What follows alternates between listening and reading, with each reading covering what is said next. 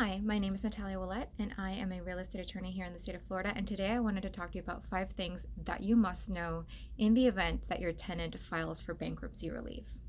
So, you get a notice from your tenant stating that they have filed for bankruptcy relief. Almost always it's going to be Chapter 7 bankruptcy relief, but it could be Chapter 11 if your tenant is a commercial tenant. The application is very similar. So, number one, you are subject to the automatic stay. You can no longer go try to collect past rent owed.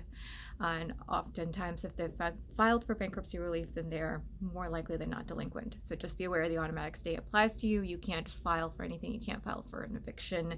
You must stop all collection actions. Unless your tenant has already been in a landlord-tenant eviction case with you, you've gotten a judgment for eviction, and the only thing you left to do is to execute that writ of possession, then you are likely to be permitted to execute the writ of possession and get them out because you've had a judgment entered. Okay, so number 2 thing that you must know. Your tenant has 60 days to assume or reject the lease. Assumption or rejection of the lease means assumption, they're going to show that they can continue to make the payments, pay the back amounts owed, and then they're going to continue to tender payment through the bankruptcy. Rejection of the lease means that they are free to terminate the lease, and that's right, often without the penalties associated therewith. Number 3, rent post-petition is an administrative cost, which means you would get paid before any of the other creditors get paid for the rent that accrues from the time the petition is filed. This is very important because, again, at least it provides some protection for landlords in this case.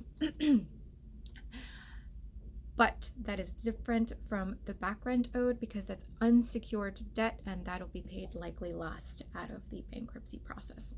Number 4, you have the ability to ask for the following types of relief if they've told you that they're assuming the lease, but they decide to not pay rent.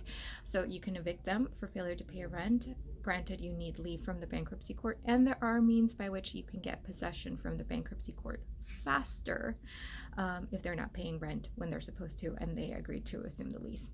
And then the other thing is you can ask the court to compel the tenant to pay your rent, or you can ask the court to compel the tenant to reject the lease and therefore terminate it so that you can put somebody new in there that will actually tender payment of rent.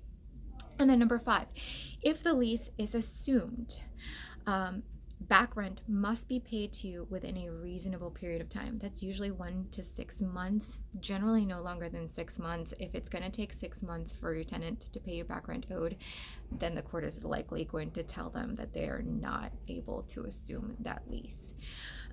They must also make adequate assurances to the court that they can pay all rent going forward. So if they've demonstrated to the court an inability to tender rent payment regularly, or that their income just does not meet the rent for that place that they are renting, then it's likely that it's going to get rejected. They're going to have to terminate their lease. So those are things that you need to be aware of. 5 things you need to be aware of if your tenant files for bankruptcy relief.